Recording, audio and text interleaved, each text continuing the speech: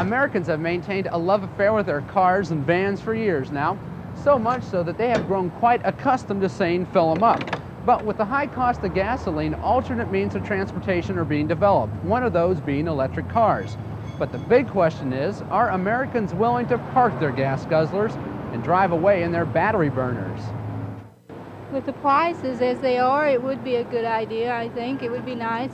As long as it'd go fast enough and far enough, why, then I'd consider it. A lot of people, they get so used to the gasoline-powered car, and then a new idea comes along, and it's kind of hard to accept. Well, if it gave me less trouble than this one, I would probably accept it very readily. Well, I guess so. Anything new is hard for people to take. But after so long, when people can't afford to do nothing but get an electric car, it might be a different story. It's kind of strange. How long would you have to let it recharge? That question is short-circuiting electric car development right now. This is Chrysler's test model, the ETD-1. It's powered by 18 lead-acid batteries that need to be charged nightly. If conditions are right, its range is more than 120 miles, but that's tops. Plans call for 100,000 models to be produced by the mid-1980s at a cost of $6,400. General Motors appears to have the inside track in electric cars. This Electrovet is carrying nickel zinc oxide batteries, which can store twice as much energy as previous types. Its one problem, though, is the cost of battery replacement.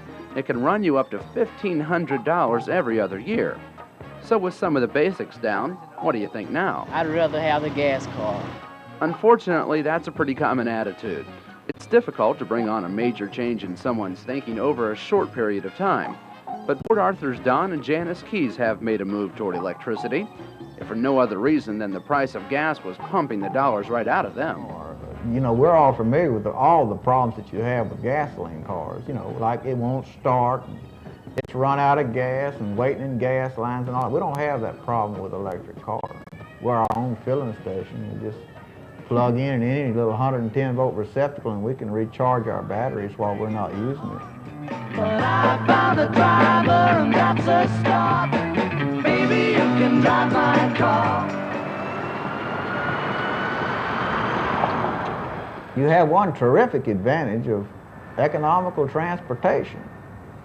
And to me, in town, if you are talking about wintertime driving, average car doesn't get hot until you're there to where you can even be warm.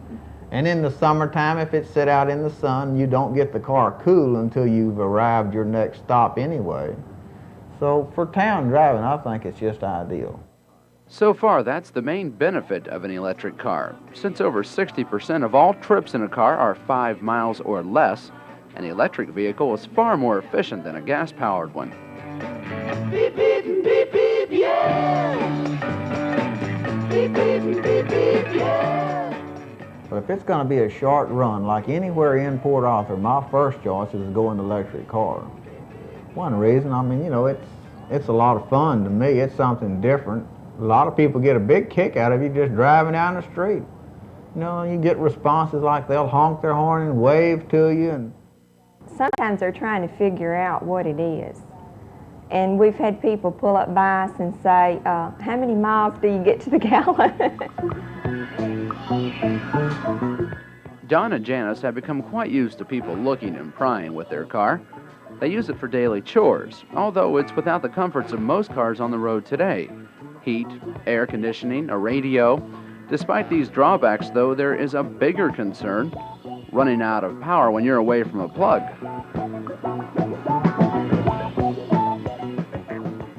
We went downtown Port Arthur to the courthouse one day, and he thought we had enough charge left on the batteries to go that far. Well, I hadn't charged the batteries for 2 days.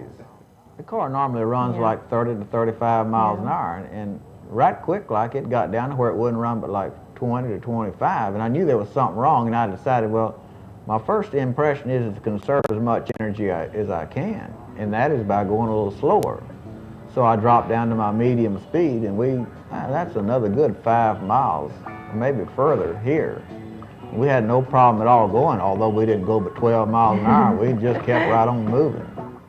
To avoid such situations, Don charges the batteries in his car every night. The cost of the electricity to run the car for 1 mile is around a penny and a half. That compares to about 3.5 cents for a gas-powered equivalent. But replacement costs on the batteries throw the figure up to 18 cents per mile. That's a bit high. So car companies are looking to lower the total. How soon that happens, well, no one knows for sure. But Janice is convinced their car is the new wave of the transportation future, and not some four-wheeled experimental flop, as some have claimed it to be. I think with the people becoming more conscientious about conserving energy and the fuel shortage, I really feel like that's going to play a real important part in the development of the car, because people are realizing that they're going to have some kind of an alternative, you know, as far as energy is concerned.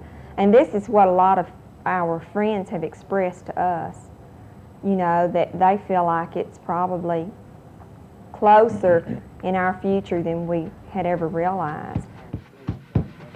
Now, I used to think that I was cool running around on fossil fuel until I saw what I was doing was driving down the road to ruin.